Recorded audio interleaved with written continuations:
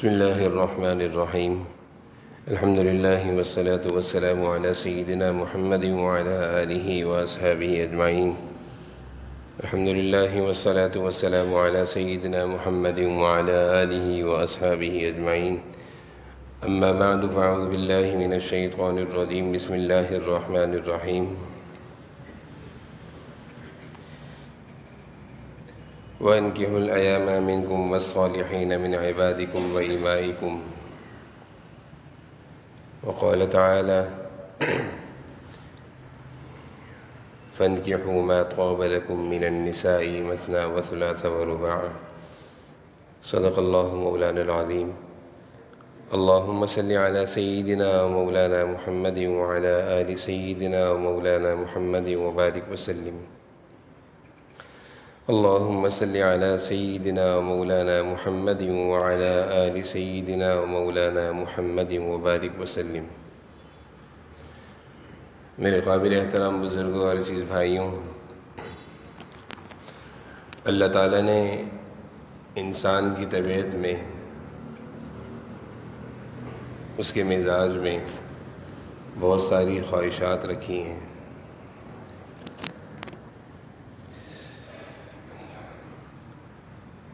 اور ان خواہشات کی تکمیل کا بھی اللہ تعالیٰ نے راستہ مقرر کیا ہے۔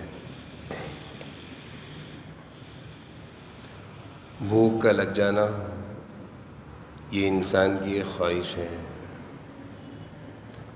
اور اس بھوک کو پورا کرنے کا طریقہ وہ کھانا ہے۔ پیاس لگتی ہے، گرمی محسوس کرتا ہے، سردی محسوس کرتا ہے، یہ ساری چیزیں وہ ہیں جو انسان کی طبیعت میں، مزاج میں اللہ تعالیٰ نے رکھی ہیں۔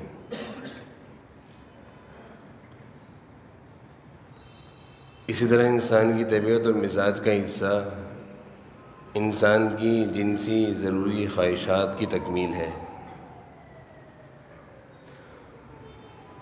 اور جنسی خواہشات کی تکمیل کا اللہ تعالیٰ نے جو راستہ مقرر کیا ہے وہ نکاح مقرر کیا ہے، کہ اپنی اس جنسی جذبات جو کہ اللہ تعالیٰ نے ہر مرد میں رکھے ہیں، ان جذبات کو پورا کرنے کا جائز طریقہ، حلال طریقہ وہ نکاح ہے۔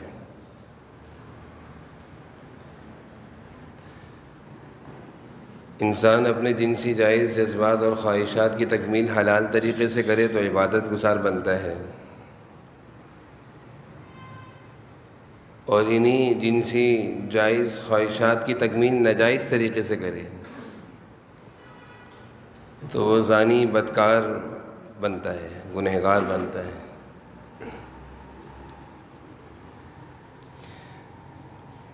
اور یہ نکاح جس کے ذریعے سے انسان اپنے جذبات کو جائز طریقے سے پورا کرتا ہے، اللہ تعالیٰ نے صرف اس کو ایک طریقہ نہیں بنایا، ایک کام نہیں بتایا، بلکہ اس کو ایک عبادت بتایا ہے۔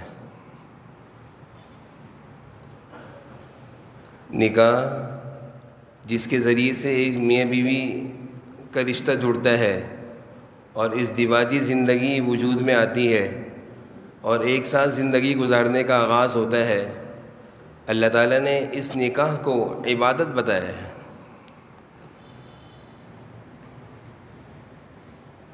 اسی وجہ سے علماء نے لکھا کہ نفلی عبادت اگر کوئی کر رہا ہے انفرادی، اور ادھر ایک اجتماعی عبادت ہو رہی نکاح، تو فرماتے ہیں نکاح کی عبادت میں آ جاؤ، اس میں شرکت کا ثواب زیادہ ہے، نفلی انفرادی عبادت کو چھوڑ ادھر آ جاؤ، یہ ایک عبادت ہے۔ جب تک مسلمانوں نے اس نکاح کی عبادت کو عبادت سمجھا تو عبادت کے دائرے میں رہتے ہوئے کرتے رہے۔ اس وقت تک یہ نکاح آسان بھی تھا اور آسانی سے ہو جایا بھی کرتا تھا، اور جب مسلمانوں نے اس نکاح کی عبادت کو عبادت کے خانے سے نکالا، رسم و رواج کا، خواہشات کی تکمیل کا ایک ذریعہ سمجھ لیا، خوشیوں کا ایک موقع ہے، اب اس موقع پر جو چاہے کرو، تو یہ عبادت کے خانے سے نکلا رسم و رواج اور خواہشات اور خرافات کا ڈھیر بن گیا اتنا ہی مشکل ہو گیا۔ جب تک عبادت کے خانے میں تھا آسان تھا، جب اپنی مرضی اور چاہت کے خانے میں اس کو ہم لے کر آ گئے تو مشکل ہو گیا۔ اب ایک نوجوان کی سوچ یہ بن گئی ہے نکاح کرنا مشکل ہے، اپنے جنسی جذبات کی خواہشات کی تکمیل جائز طریقے سے کرنا مشکل ہے۔ فطری طور پر اللہ نے مرد کا عورت میں ملان رکھا ہے، وہ اٹھتا ہے چاہے کوئی کتنا ہی دبانا چاہے، وہ اٹھتا ہے۔ اب مرد کا جب اس طرف ملان اٹھا، ایک نوجوان کا ملان اٹھا، اس نے اپنے ابا سے اس خواہشات کی تکمیل کا اظہار کیا تو ابا نے کہا بھی چھوٹے ہو، کھانا کھاتا ہے چھوٹا نہیں ہے، کپڑے پہنتا ہے چھوٹا نہیں ہے، ایک ملک سے دوسرے ملک کا سفر کروا دیتے ہیں تعلیم کے لیے، کاروبار کے لیے، نوکری کے لیے، چھوٹا نہیں ہے۔ جائز طریقے سے اپنی خواہشات کی تکمیل پورا کرنے کا جب وقت آیا چھوٹے ہو، یا پھر اس نوجوان کے سامنے اس جائز خواہشات کی تکمیل نکاح کو اتنا بڑا اور مشکل کر دیا، وہ کہتا ہے یہ تو بہت مشکل کام ہے، والدین بھی راضی نہیں ہوں گے، اب کیا کروں؟ میں نے جیسے عرض کیا کہ مرد کا عورت میں ملان ہے، عورت کا مرد میں ملان ہے، اب اس نے اس ملان اور اس جذبات کو ٹھنڈا کرنا ہے، اب وہ کیا کرے گا؟ اب وہ کیا کرے گا؟ ہم دیکھتے ہیں ہمارے معاشرے میں کیا ہو رہا ہے۔ وہ نامحرم خواتین سے تعلقات بنائے گا اور اپنی زبان سے گفتگو کر کے اپنی دل کو ٹھنڈک پہنچائے گا، مزہ آ رہا ہے۔ جبکہ حدیث ہے کسی غیر محرم سے بات کرنا یہ زبان کا زنا ہے، اس زنا کا جہاں وہ لڑکا نوجوان گنہگار ہو رہا ہے اس کے کھاتے میں اس زنا کا گناہ جا رہا ہے، برابر کا گناہ اس کے والدین کے کھاتے میں بھی جا رہا ہے۔ جب وہ نوجوان دیکھتا ہے کہ جائز طریقے سے تو ملنا مشکل ہے، ناجائز طریقے سے ملو، اب وہ قدم اٹھاتا ہے اور ملنے ملاقات کے لیے جاتا ہے۔ حدیث کا مضمون ہے کہ پاؤں کا بھی زنا ہے، آنکھوں کا بھی زنا ہے، زبان کا بھی زنا ہے، کانوں کا بھی زنا ہے۔ یہ نوجوان بڑے زنا سے پہنچنے سے پہلے چھوٹے بدکاریوں میں مبتلا ہو رہا ہے، اس کے کھاتے میں تو گناہ آ رہا ہے لیکن اس کے ساتھ ساتھ برابر کا گناہ اس کے بڑوں کے کھاتے میں بھی جا رہا ہے۔ قصور کیا ہے؟ اس نکاح کی عبادت کو عبادت کے خانے سے نکالا، مشکل بنا دیا۔ ابھی کہاں اتنا سارا خرچہ، اتنا جہیز، اتنا سامان، گھر، کاروبار، نوکری، پہلے اپنی پھر نکاح۔ بچہ، وہ نوجوان وہ بڑا ہی نہیں ہوتا، وہ 30 سال کا بھی بچہ ہے، وہ 35 سال کا بھی بچہ ہے، وہ 40 سال کا بھی بچہ ہی رہے گا، ابھی شادی کی عمر نہیں ہے۔ جناب نبی کریم صلی اللہ علیہ وسلم نے تو اس نکاح کی عبادت کو فرمایا آسان کرو، آسان کرو، تاکہ یہ زیادہ عام ہو، اس کو رواج دیا۔ آپ نے صحابہ کو بلایا، ایک صحابی کو بلایا، نکاح کرو گے؟ اللہ کے رسول مجھ سے کون نکاح؟ ارے ہم کرائیں گے، نکاح کر لو، جاؤ فلاں کو جا کر پیغام دو، نکاح کرو، نکاح کرو گے۔ اس طرح آپ صلی اللہ علیہ وسلم اس عبادت کو کروایا کرتے تھے۔ آج اگر کوئی شخص اپنے منہ سے جا کر کہتے میں آپ کی بیٹی سے نکاح کرنا چاہتا ہوں، جرم ہے، جرم ہے، شرم نہیں آتی۔ باپ ہو کر میرے سامنے آ کر تم نکاح کیا کہتے ہو؟ اور یہی نوجوان کسی سے ناجائز محبت کا اظہار دن میں 100 مرتبہ کرتا ہے، جرم نہیں ہے، جرم نہیں ہے، گناہ نہیں ہے۔ یہی نوجوان جائز طریقے سے نکاح کی تکمیل کا کسی کے سامنے کہہ دے تو جرم ہے، اور یہی نوجوان 10 جگہوں پہ کسی غیر محرم سے باتیں کرتا ہوا پکڑا جائے، کوئی جرم نہیں۔ یہ تو معاشرہ ہے، یہ تو ہمارا ٹرینڈ چل چکا ہے، یہ تو معاشرے کا حصہ ہے، یہ تو نوجوان کی فطرت ہے۔ نعوذ باللہ، گناہ آسان ہو گیا، معاشرے کا حصہ بن گیا ہے، فیشن بن گیا ہے، اور جو جائز کام تھا، جو عبادت تھی، وہ مشکل ہو گیا، اس کو مشکل کر دیا۔ حضرت علی رضی اللہ عنہ فرماتے ہیں کہ چند چیزوں میں جلدی کرو، نماز کا وقت ہو جائے قضا ہونے سے پہلے پڑھو، جنازہ تیار ہو تدفین میں جلدی کرو، اور فرمایا ہے کہ جب بچہ بچی بالغ بلوغت کی عمر کو پہنچے نکاح کر دو، اس میں داخل نہ کرو، اس میں جلدی کرو۔ لیکن عجیب معاشرہ بن گیا ہے، مشکل سے مشکل ہوتا جا رہا ہے، تاخیر سے تاخیر ہوتی جا رہی ہے، گناہ معاشرے میں عام ہوتے جا رہے ہیں، اس کی فکر نہیں ہے۔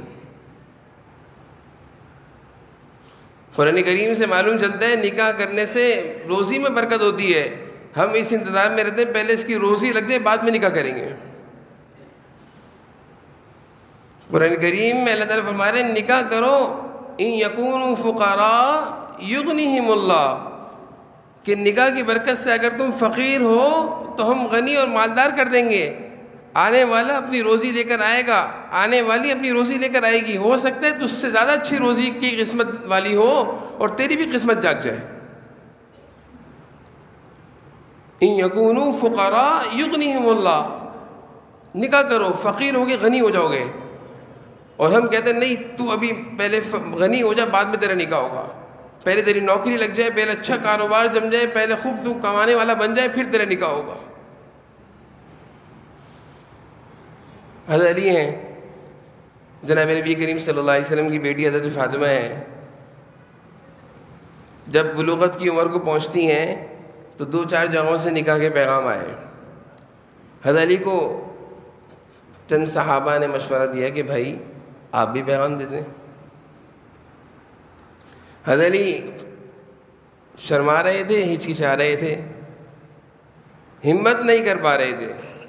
صحابہ نے ہمت دلائی، علی اس میں پیغام دو۔ جناب نبی کریم صلی اللہ علیہ وسلم کی خدمت میں جا کر بیٹھ گئے، بیٹھ تو گئے، بولنے کی ہمت نہیں ہو رہی۔ آپ صلی اللہ علیہ وسلم پوچھے علی کیوں آئے ہو؟ خاموش۔ اے علی بولتے کیوں نہیں ہے کیوں آئے ہو؟ خاموش۔ ایسا لگتا ہے فاطمہ کی نکاح کی خواہش رکھتے ہو، کر دینا۔ جی جی یہ نکاح کا پیغام ہے۔ میں نے جیسا عرض کیا نا کہ ایک نوجوان کسی سے جا کر کہے آپ کی بچی سے نکاح کرنا چاہتا ہوں تو جرم بن جائے گا، اور یہی نوجوان 10 جگہوں پر اپنا منہ کالا کرے کوئی جرم نہیں ہے۔ آپ صلی اللہ علیہ وسلم کا عمل دیکھیں۔ اچھا ٹھیک ہے، مہر دینے کے لیے کیا ہے؟ اللہ کے رسول کچھ بھی نہیں ہے، نکاح کی بات ہو گئی ہے۔ وہ تمہارے پاس ایک زیرہ تھی نا؟ جی جی وہ زیرہ ہے، اس کو بیچو، اس کو بیچ کے مہر دے لو۔ جنگی سامان تھا، بس وہی تھا۔ حضرت علی نے وہ زیرہ بیچی 480 درہم کی، 480 درہم، یہی مہر فاطمی۔ نکاح ہو گیا۔ آپ نے فرمایا کہ علی ولیمہ سنت ہے، ولیمہ کر لینا۔ ولیمہ سے پہلے، شادی سے پہلے کی جو ہمارے ہاں کے رسم و رواج ہیں، اور جو نیا فیشن آ رہا ہے، اور جو فیشن نہیں گناہوں کا بنیاد بن کر آ رہا ہے۔ ایک جگہ نکاح پڑھانے کے لیے اب کچھ اندازہ ہو گیا تو جانا مشکل کم ہوتا ہے شادی ہالوں میں، تو مجھے کہنے لگے نکاح کے لیے سب تیار ہیں، آ جائیں۔ تو میں نے کہا بھائی آپ بچی سے سائن تو کرائیں جا کر۔ نہیں وہ آپ کی موجودگی میں سائن ہوں گے۔ تو میں نے کہا میری موجودگی میں کیوں سائن ہوں گے؟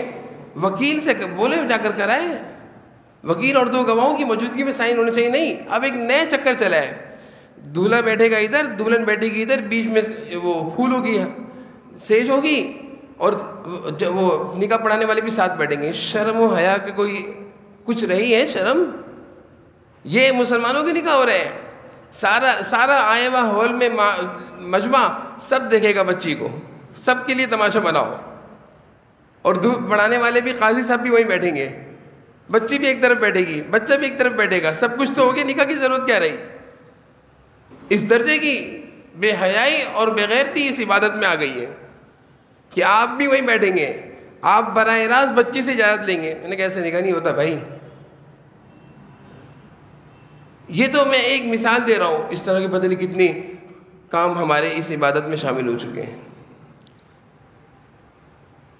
بہرحال نکاح ایک عبادت ہے، جناب نبی کریم صلی اللہ علیہ وسلم نے اس عبادت کا تعارف اس طرح کرایا کہ یہ عظیم عبادت کہا، وہ اس طور پر کہ نماز مختصر عبادت ہے، روزہ مختصر عبادت ہے، حج مختصر عبادت ہے، نماز اللہ اکبر کہہ کر شروع ہوئی، سلام پھیرا، ختم ہو گئی۔ عبادت کا سلسلہ جو شروع ہوا تھا تکبیر تحریمہ پر، سلام پر ختم۔ روزہ سحری سے شروع ہو کر افطاری پر ختم۔ سحری سے عبادت کا سلسلہ شروع ہوا تھا نیکی لکھنے کا، افطاری پر وہ نیکی لکھنے کا سلسلہ ختم۔ حج احرام باندھا، عبادت شروع، احرام کھل گیا، حج ہو گیا، عبادت کا سلسلہ ختم جو نیکی لکھی جا رہی تھی۔ لیکن نکاح کیوں عظیم عبادت ہے کہ جب سب جمع ہوئے، گواہوں اور وکیلوں کی موجودگی میں ایجاب و قبول ہوا، ایک مرد نے ایک خاتون کو اپنے نکاح میں قبول کر لیا، اللہ کا نام بیچ میں آ گیا، اب یہ عبادت کا سلسلہ شروع ہو گیا، اور یہ عبادت کا سلسلہ چلتا رہے گا، نکاح ہمیشہ رہے گا، مرتے دم تک یہ لوگ میاں بیوی رہیں گے، یہ لوگ عبادت میں رہیں گے، مرتے دم تک یہ لوگ میاں بیوی رہیں گے، یہ عبادت میں رہیں گے، جب تک یہ نکاح ازدواجی رشتہ جڑا رہے گا یہ لوگ عبادت میں رہیں گے، نہ اس میں سلام پھرنے پر عبادت ختم، نہ افطار پر عبادت ختم، یہ تو موت پر رشتہ ختم۔ تو جناب نبی کریم صلی اللہ علیہ وسلم تو اس عبادت کو کہہ رہے ہیں عظیم عبادت ہے۔ اور پھر اللہ کی رحمتیں دیکھیں، آپ نے فرمایا کہ جب میاں بیوی ایک دوسرے کو محبت کی نگاہوں سے دیکھتے ہیں، اللہ ان کو رحمت کی نگاہوں سے دیکھتے ہیں۔ یہ آپس میں محبت کی گفتگو کرتے ہیں، ان کو نفلی عبادت کا ثواب ملتا ہے، یہ محبت سے ایک دوسرے کو لقمے کھلاتے ہیں، صدقے کا ثواب ملتا ہے۔ یہ سب کیوں ہو گیا ایسا؟ اب سے کچھ دیر پہلے تو یہ ایک دوسرے کے لیے غیر محرم تھے، دیکھنا بھی ناجائز تھا، بات کرنا بھی ناجائز تھا، کھلانا بھی ناجائز تھا، بیچ میں ایک اللہ کا نام آیا، نکاح کی عبادت زندہ ہوئی، اب وہ عبادت جب بیچ میں آگے تو سارے پردے ختم ہو کر اب یہ ساری چیزیں عبادت بن گئیں، اب دیکھنا بھی عبادت، اب باتیں کرنا بھی عبادت، اب ایک دوسرے کو کھلانا بھی عبادت۔ ایسی عظیم عبادت سے ہم لوگ دور ہیں، اپنے بچوں کی عمریں ضائع کر رہے ہیں، اپنے بچوں کو اس عبادت سے دور کر کے گناہوں کا ماحول دے رہے ہیں، وہ گناہوں کے ذریعے سے، گناہوں کے مواقع سے اپنی خواہشات کی تکمیل کرنے کو آسان سمجھ رہے ہیں، لیکن نکاح کے ذریعے، اس عبادت کے ذریعے اپنی جائز جنسی خواہش کی تکمیل کرنا مشکل ہو گیا ہے، کیونکہ نکاح اتنا مشکل ہو گیا ہے۔ خدا را مسلمان معاشرے میں یہ چیزیں اچھی نہیں لگا کرتی، بدکاریاں، بے حیائیاں، فحاشیاں، یہ مسلمان معاشرے کا حصہ نہیں ہے۔ ہم ہی ان لوگوں نے اپنے معاشرے کو ان برائیوں سے پاک کرنا ہے، ان برائیوں سے پاک کرنے کے ایک بہترین ذریعہ وہ نکاح ہے۔ اس کو آسان کریں اور جلدی کریں، اس کو آسان کریں، جلدی کریں، اور جناب نبی کریم صلی اللہ علیہ وسلم کی زندگیوں کو پڑھیں، صحابہ کی زندگیوں کو پڑھیں۔